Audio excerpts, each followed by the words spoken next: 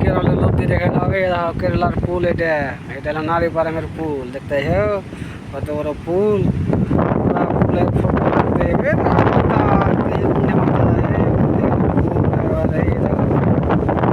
Shutter खुला है, खाली 2 टाइप सेटर बना है, दो टाइप सेटर खाली बसा है इधर, सबटी खुला है। ये दो टाइप सेटर 3टा सेटर बना है, 3टा सेटर बना है तो सबटी खुला है।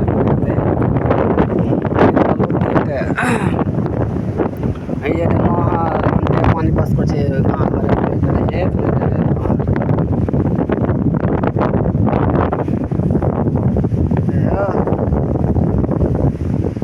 केरलार नदीके केन करे पानी इ दे जड़िए थे ढाলাই করে থাকে দিক্কত হয় না, মান কাটে না, পানি হয় পানি চলে। আর এই গরম নদী দেখছো কিছু করে না, এটা গরু বান্ধা